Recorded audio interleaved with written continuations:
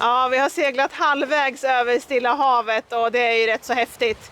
Tittar man ut så här så kan det kännas som att det inte händer så mycket. Det är bara hav och vågor i olika former, men faktum är att det har hänt ganska mycket den här veckan. Häng med så får ni se både problem och hur vi firar att vi har seglat halvvägs.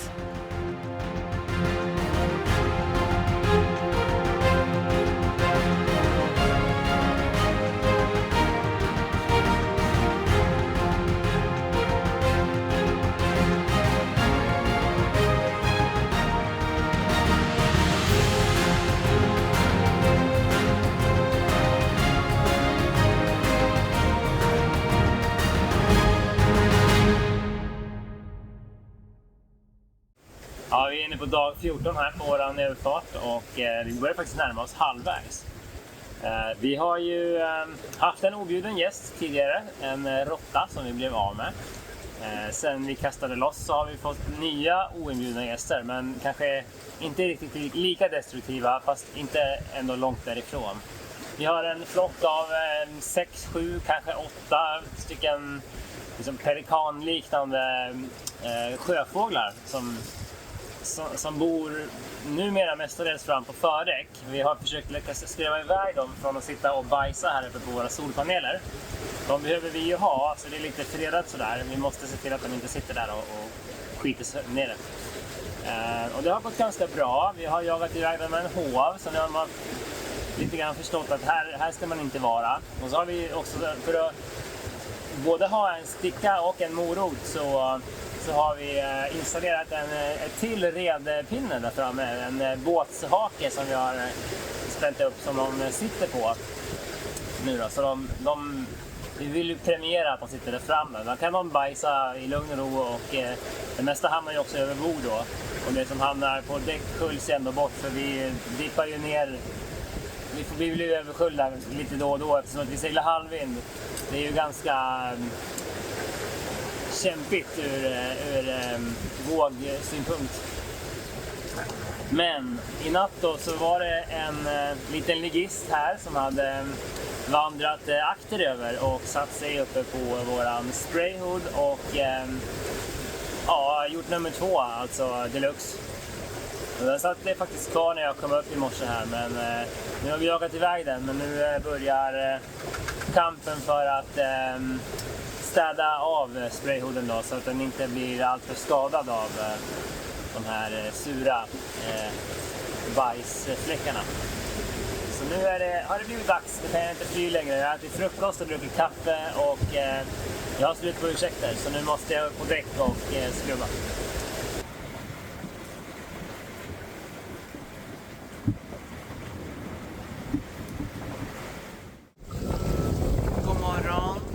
Det är dag 15 här nu och solen håller på att gå upp bakom mig och jag har haft sällskap av månen hela nattpasset. Väldigt vackert och det ljusnar ju upp det lite också, så att det är trevligt. Idag tror vi att vi kommer passera halvvägs, så att det får vi fira. Det är 15 dagar som sagt, det är många dagar och kanske att det blir mindre än 15 dagar kvar, men halvvägssträcket i sträckan i alla fall tror vi att vi passerar, om våra uträkningar stämmer. Får se om resten av familjen vaknar här snart. Klockan är 7:30, men vi kommer också byta tidszon idag. Det är också lite häftigt, vi reser ju liksom med tiden.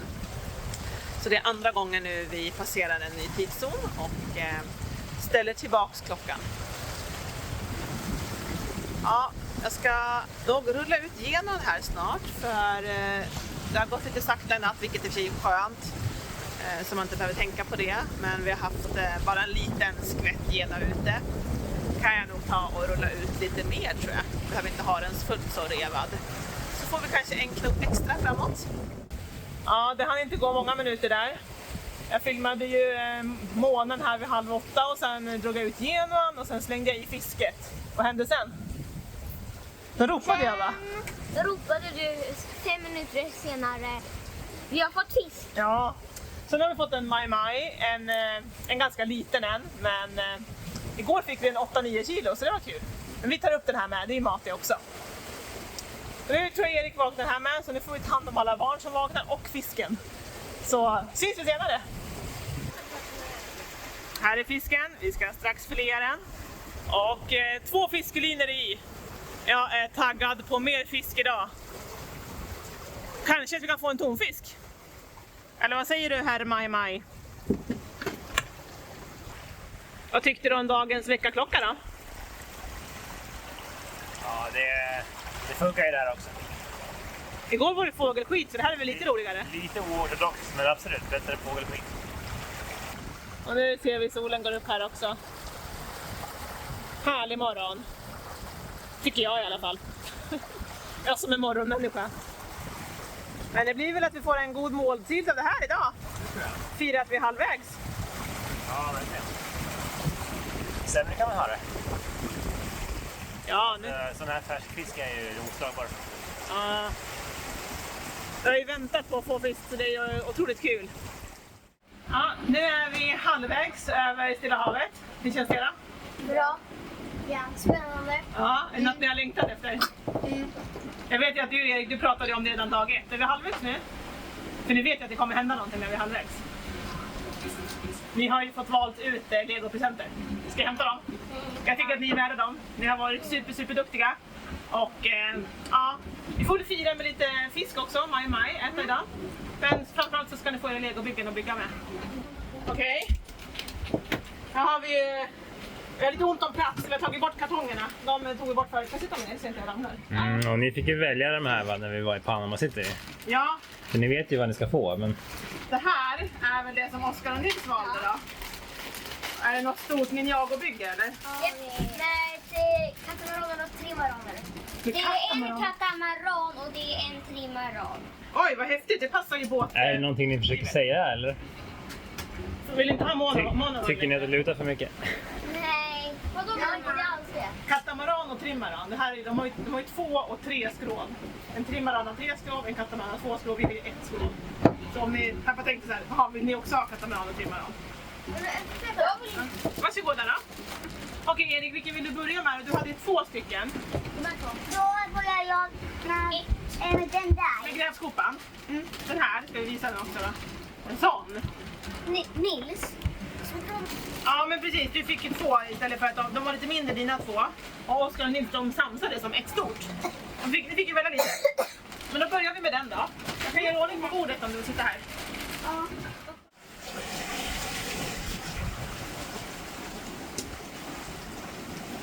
Ja, idag är det ingen vanlig dag.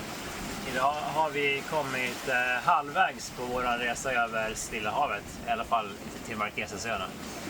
Och barnen har fått lego där nere. Vi firar med det. Vi har fått fisk här uppe. Mellan igår kväll och i morse så har vi säkert fått över 15 kilo maj. Så det tycker vi är kul. Nu när vi rör oss västerut här så måste vi ställa om klockan då och då. Och klockan utgår ju från nollpunkten som är i England då, 0 grader. Och nu är vi på 105 grader västligt och det är ju så att säga jämnt delbart med 15 då. Så 15 grader ger 1 timmes förskjutning. Så vi har försökt att hänga med i den här tidsomställningen, den här resan. Över Atlanten så hade vi samma sak, men då struntade vi lite grann i det och det var inte riktigt samma tidsskillnad heller från punkt A till punkt B. Men nu blir det lite mer, det är 4,5 timmar totalt sett innan vi kommer fram. Och eftersom att solen påverkar en hel del saker som vi gör och så vill vi justera våran dygnsrytm då, så att det passar. Så då får vi gå ner och ställa om den så kallade skeppsklockan då med jämna mellanrum. Det är väl en 3-4 dagar emellan ungefär nu. Så våra telefoner, de är ju liksom, ska jag säga, autotidssatta, så de är faktiskt svåra att göra någonting åt. Men vi får gå på köksfläktsklockan helt enkelt. Så häng med så ska vi gå ner och fixa det nu. Nu är det dags.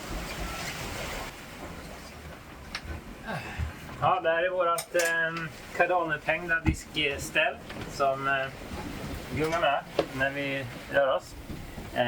Ert kök kanske inte liksom gungar plus minus 20 grader fram och tillbaks konstant. Men det är vårat, så det är perfekt att ha som spisen då, som diskställ. Emellanåt. Så nu är det dags att ställa om klockan. Och klockan är nu var 10:30 då. Nu ska vi ställa tillbaka den till 9:30.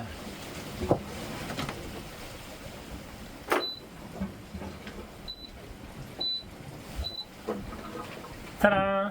Fick vi en timme till? Easy peasy, ja. Ska vi kanske ta en sväng in och kolla på Nils hytt också då? För där droppar det tyvärr in vatten från taket.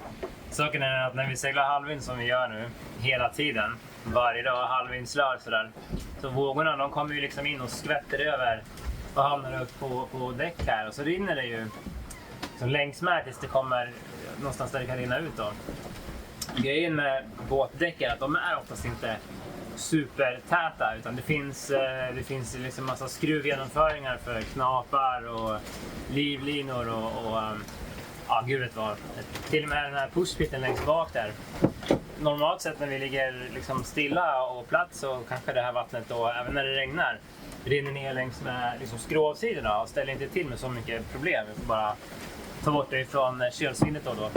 Men i det här fallet då, när vi hela tiden lutar så rinner det faktiskt fel väg då och så in ner i Nils säng. Så vi har en vaxduk där just nu och försöker samla upp det vattnet. För det är jättesvårt att komma åt och täta det som det ser ut just nu. Det är svårt även när vi ligger stilla. Vi ska väl göra ett försök någon gång. Men som sagt, i normalfallet så är det inget jättestort problem. Men nu är det och då får vi ta hand om det. Så nu tar vi en disktrasa. Och så går vi och torkar. Nej, först ska jag fråga Nils. Vad tycker du om din nya vattensäng? Det var bättre när det inte var min vattensäng. Ja, det var bättre va? Mycket bättre. Ja, vi får torka och försöka hålla den torr då så att det inte blir en vattensäng. Jag tror att det har hamnat på sniskan och blivit blött under här nu och sådär. Så det har inte funkat så bra sista dygnet. Nej, okej. Men Vi har ju en vaxduk här som vi försöker hålla undan, men... ja, det kräver ju att alla hjälper till då. Ja, så hade det läckt lite nu eller? Ja, jag tror det. Det börjar lukta lite också. Okej, ja, vi har lite jobb att göra när vi kommer fram då. Ja, Det är bra att ha en vaxduk ombord i alla fall. ja faktiskt. Ja, så det rinner ju här på... Här uppe brukar det sitta droppar. Så kommer det att droppa ner här. För att torka där också kanske. Jag torkar lite grann också då. Dagliga rundan, torkrundan. Precis.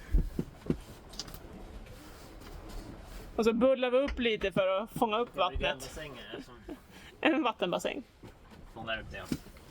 Ja, Det är sådana realiteterna är och tyvärr så ska vi ju hålla ungefär samma riktning mot vinden och vågorna under hela återstoden av den här färden. andra halvan. Så det är väl 10 dygn ungefär kvar. Det börjar bli lite kämpigt nu här, man börjar bli trött och ska säga, svag i musklerna och balansen är helt körd just nu. Man bara handlöst faller runt och hoppas att man hittar någonstans att ta emot sig med handen alltså hela tiden. Så att, det är den tuffa delen av en sån här färd. Ja, men bra jobbat. Då är torkningen klar för idag. Ja, det får vi se. Tills ikväll i alla fall. Ja. Ja, här sitter vi med våra telefoner då, mitt ute på havet och så stirrar vi ner i en skärm. Det är kul va? Fånga dagen och allt det där. Men nej, ofta sitter vi faktiskt och stirrar ut på vågorna. I alla fall jag som är skipper här ombord har ju ett faktiskt inte alls ro och ha tråkigt. Man kan undra vad man gör om dagarna, men min uppgift är ju att se till så att båten mår bra. Och det gör man genom att se till att man går ungefär lika fort hela tiden. Och varför vill man göra det då? Jo, det är ju så att det blåser olika från olika håll lite grann, men framförallt olika hårt. Och då påverkar ju det liksom riggen och båten och rodret och allting på på väldigt olika sätt då. Och det kan vara lite svårt att bedöma hur mycket tryck det är i alla liksom, vant och vajrar och skotlinor och allting. Men en bra tumregel då är ju att om man går en viss hastighet, en konstant hastighet, så är det ungefär lika mycket tryck i liksom båtens delar hela tiden. Om man vill liksom hålla det här på en jämn nivå.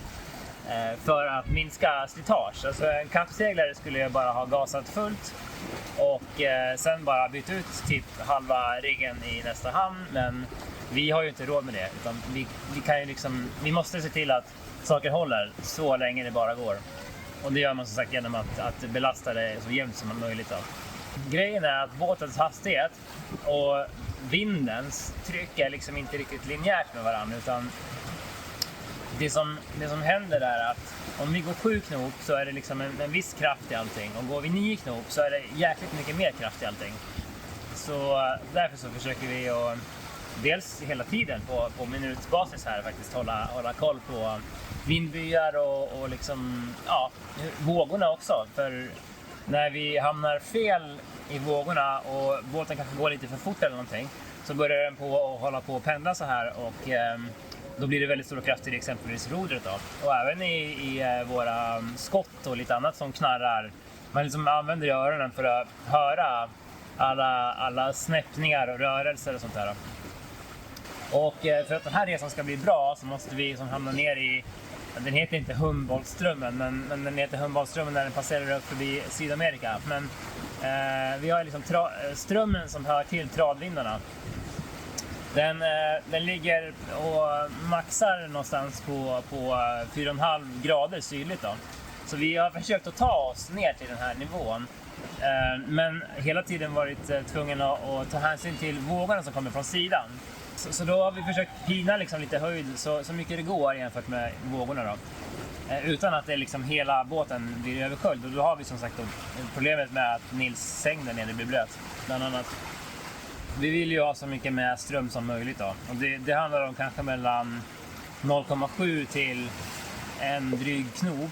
Och eftersom att båtens hastighet genom vattnet är ganska konstant, den vill inte göra mycket mer än 6,5-7 knop, så blir den här extra knopen från strömmen jäkligt viktig. För den påverkar ju liksom inte skrovets hastighet genom vattnet. Så våran fart över grund då blir ju en hel knop till. Och skulle man klanta sig här och hamna för långt norrut in i ekvatorialmotströmmen som ligger strax norr om här faktiskt, det är inte många grader upp, då skulle vi ha kanske 1,5 till 2 knops motström. Så det har varit våran, kan man säga, huvudsakliga prioritering och målsättning, att hamna ner i den här maxströmfåran då. Sen är det så att Marquesasöarna ligger på 8:e breddgraden sydligt, så vi ska ju ner dit vid något tillfälle. Men det blir väl nästa veckas huvudbry att fundera på när vi ska lämna den här riktigt vassa strömfåran och börja på och segla lite mer halvvind igen då, stampas på vågorna. Så det är det som jag som kapten eller skipper sitter och lurar på dagtid och så mellan det och matlagning och diskning så är vår tiden ganska fort ändå. Du har fullt upp helt enkelt? Ja, fullt upp. Ja. Det är dags för halvvägs påfyllning. Vi har ju vår lilla snacksförråd här till nattpass och tidiga morgnar. Och en favorit som jag och barnen har, det är att vi äter fikon och pistagenötter på morgonen. Nu har vi provat en ny variant här med utan skal på pistagenötterna, för att se om de är lika goda. Och det här är Niklas favorit som vi köpte från Sverige. Jag tror han använder dem på nattpassen så han klarar sig. Han har ju kvällspasset, jag tror att det går åt mer snacks då på kvällen. På morgonen är jag faktiskt mest bara hungrig. Så jag äter inte så mycket snacks. Jag tog upp den där förrgår. Det finns kvar för det. Okej, du har inte bara ätit så mycket då? Nej. Nej, men de är goda, riktigt goda. Honungsglaserade mandlar. De är goda. Rostade, ja precis. Oskar skrek där nerifrån. De tycker också om de här tror jag. Men det är ju halvvägs idag så vi kanske ska fira lite. Jag stoppade in 2 San Pellegrino i kylskåpet. Så kanske vi kan ta lite mandlar och någon dryck senare i eftermiddag. Och jag sa ju till dig också Niklas att nu har vi ställt om klockan igen. Och jag hade nästan valt över den nya tiden. mage, att jag blir hungrig när jag inte äter på jämna tider och sådär. Så att jag behöver nog någon form av mellanmål innan lunchen här, för det är väl många timmar kvar tills det är lunch. Min klocka är ju typ, min telefonklocka är klockan 12, så jag börjar ju bli hungrig, men jag tror klockan bara är 10 då här. Så att jag får vänta en stund. Står du och hänger på bordet än så länge? Ja, jag står och hänger här. Det är jobbigt med balansen, va? Ja, men precis. Man får försöka hålla. Ja, för en stund till så får det väl bli lite mat. Men jag kan ju ta lite fruktfika kanske. Skär upp lite äpplen vi har, det vi har kvar. Äpplen. Ja, lite rötter. Ja, en melon. En melon. Ja. Och lite simfötter. Ja, de vet jag inte om de är så goda att tugga på. Då har vi Nils madrasser som ligger där på tork. Och här ligger en bäddmadrass och lite lakan. Försöker torka det blöta samtidigt som Niklas nu felsöker solpanelerna. För solen skiner men vi får inte in så mycket. Kom du fram till något? Ja, men det ser okej ut. Det ser okej ut. Ja. Här. Så vi går från tork till där. Men det är ingen bra dag idag. Vi fick precis reda på att roderinfästningen som vi försökte laga i Panama, i Colón där, den har gått sönder nu. Så att det är tillbaka på ruta 1 igen där. Det är mycket påfrestning på rodret när man seglar så här. Det blir det verkligen. Och vi hade ju ingen aning om det var en bra lösning eller inte. Vi kunde konstatera att självklart genomgående bultar hade varit bättre, men det var jättesvårt att hitta, kan vi väl säga. Fanns inte så mycket att få tag på där i Panama, där vi var då i alla fall. Tror du det blir bättre i Stilla havet? Ja, men det tror jag. När vi kommer fram till Polynesien så är det åtminstone franskt igen med metriska system och jag vet ju ingenting om stålsorten eller så när det kommer till det amerikanska systemet som man använder då i Panama. Det har du rätt i. Vi får hoppas vi hittar någonting där då. Ja, vi har ju också upptäckt att de som satte upp den här taket ovanför oss här hade slarvat och använt A2-skruvar alltså till A4, alltså gods i resten av strukturen, så får man inte göra, och det var jävligt dåligt av dem, men nu har vi upptäckt det i alla fall, så ska vi byta dem också då. Så det rostar som fasen här, så det är alldeles orange här på akterspegeln. En orange fin akterspegel, det kanske är udda, speciellt, ja, fint. Det är ju det. Det är ju det. Ja, nej, skämt åsido, det är väl tufft när det blir. Vi firade igår halvvägs och idag har vi många motgångar. Idag har vi många motgångar. Det började väl egentligen igår. Vi hade jättefint med solsken och vi laddade, alltså vi gick back på laddning. Vi fattade ingenting. Vi stoppade ner lite sopor bredvid, alltså ganska nära våran laddningsregulator, och blir den för varm så stänger den av. Så det kan vara så att den har stängt av för att den har fått för dåligt med ventilation. Vi har ju en mekanisk frånluftsfläkt, men inte, den luftar ju bara utrymmet i sig. Så vi håller lite koll nu under dagen här med en multimeter för att se hur strömmen uppför sig, så om vi faktiskt får in det som vi tror att vi får in. Så det är väl ett av många projekt, och sen ska vi gå ner och snart och se om vi kan dra skruvarna där nere. Och precis så har vi kört generatorn. För som Niklas sa så var vi på låg laddning. Och för att klara det så har vi länsat nu då. Så vi går liksom nordvästligt, inte riktigt den kursen vi ska ha, men... Nej, nu tappar vi breddgrader igen här och går tillbaka mot ekvatorn, och det vill vi egentligen inte göra. Ska vi passera ekvatorn en gång till? Ja, man kan undra det, och vi vill ju inte kliva ur våran strömfåra som vi har jobbat ganska hårt för att lägga oss i. Nej. Frågan är om vi ska rycka ur allt det här och försöka se om man kan skruva åt de här skruvarna bara, och sen stoppa tillbaka allting igen och generator hela skiten här, och så hoppas att vi klarar oss några dygn till på solelen då. Ja, vi tar en sak i taget. Njuter av solnedgången. Ja, vi ser ju det här varje kväll vi, så... Men det är lika vackert ändå. Det här är mina två bilder som jag fick halvvägs upp till havet. Det här är som om man jobbar åt en framåt av sig själv. Oj, vad häftigt. Ja, och det här är en trappstoj. Men ni berättar vad ni fick då? Ja, vi fick 2 båtar från Lego Ninjago och några 3 ninjagubbar och 3 gubbar som hörde till den här båten. Ja, och så fick de den här Kan masten. du sätta fast den där och visa? Kan du visa lite hur den funkar då?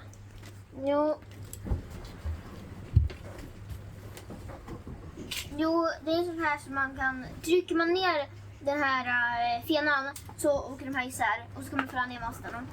Och det är det den kan göra. Och den här, den kan... Om man fäller in dem därifrån så fälls taggarna ut där. Och så kan den in. Kan du inte visa lite då? kan man göra så här. Dela på sig. Och här, om man sätter i skottet så kan man skjuta då där. Och så kan man liksom snurra på masten här. Har ni lekt med mycket då? Ja, japp. Väldigt, väldigt mycket. Japp. Japp, du är med. Och jag har lekt med de där två också väldigt mycket. Ja, jag vet ju det. Vi befinner oss mitt ute på jordens största hav och det är nästan lite overkligt att det upptar en tredjedel av jordens yta. Det är häftigt och vi försöker ta in den känslan när vi är här ute. För någonstans så tror jag att både jag och Niklas vet att vi nog inte kommer segla över Stilla havet igen. Vi har en del saker att ta hand om på dagarna, både med seglingen, nya problem som uppstår, matlagningen och barnen. Men såklart blir det lite tid här och där till att titta ut på havet. Havets och vågornas olika former, himlens olika färger vid soluppgångar och solnedgångar, båtens olika rörelser i olika vind- och väderförhållanden. Hur stim av flygfiskar beter sig och hur häftigt långt de kan flyga. Hur fåglarna flyger runt och plötsligt attackerar en fisk och vänder på den i munnen för att kunna svälja den mitt i flykten. Vi ser detaljer som vi kanske annars inte skulle se, för vi har tiden och inte så mycket annat att kolla på. Många undrar om vi är rädda eller oroliga, men det är vi inte.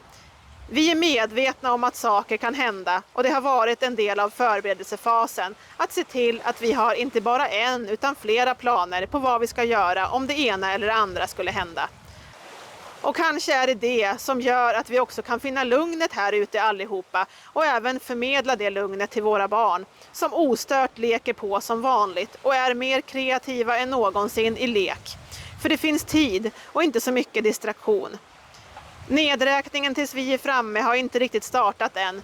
Vi börjar längta men försöker vara här och nu och ta en dag i taget. Men nedräkningen kommer börja snart, det vet vi. Speciellt när det bara är några dygn kvar. Tills dess försöker vi njuta och ta in detta ofantliga. Vi har seglat halvvägs över världens största hav.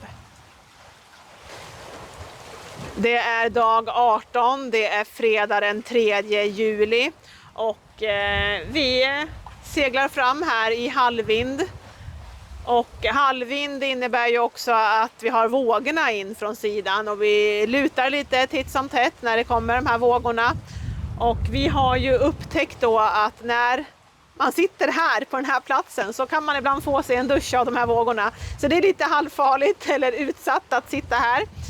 Det har nog hänt i varje fall 2-3 gånger att jag har blivit blöt. Men ändå så kommer jag tillbaka till den här platsen. Jag tycker att det är ganska mysigt att sitta här. Vi har ju 2 soffor och vi sitter ofta på varsin sida och tittar ut över havet. Men det som också händer när man sitter på den här sidan och de här vågorna sköljer över är att vi har upptäckt att vi har hål på däcket. Det är hål från de gamla Biminin som tyvärr då har liksom gått hål ända ner in till Nils rum så att det läcker in vatten. När vattnet kommer över en översköljande våg sådär, det behöver inte vara mycket men lite, så kommer in vatten in till Nils rum och det har läckt in där ordentligt. Så vi har ju hållit på med madrasser och torkat och grejat och igår så upptäckte vi vad vi nu tror är läckan. Så vi har tejpat den och idag så känns det hyfsat torrt. Så vi hoppas att vi har fått ordning på det. Det är inget stort problem så att vi liksom kommer få en båt full med vatten och sjunka, för det liksom handlar om ganska lite vatten. Men det är ett ganska jobbigt mentalt problem att det hela tiden läcker in och att det blir blött. Och vi har ju fullt med saker här. Barnen har ju kläder i sin garderob och visst blir det blött, vi kan torka, men det är saltvatten som ska sköljas upp med sötvatten. Det ska torkas här ute. Vi är i konstant rullning. Det är inte så att vi liksom har nog med saker att göra ändå. Så att det har varit ganska jobbigt mentalt. Vi har också tittat till här roderlagerskivan som vi lagade i Panama. Och Niklas var nere med skruvmejseln och lyckades skruva åt de här skruvarna igen. Vi har revat seglarna nu ganska ordentligt just för att minska krafterna på hela den här liksom, grejen här bak med rodret och roderskivan. Och än så länge så peppar verkar det hålla. Så vi försöker nog hålla ner farten och hastigheten och krafterna lite. Vi räknar ju på våran snitthastighet, så de senaste dygnen så har ju vi tagit oss fram kanske i 7,5 knop. Ungefär 175 sjömil per dygn.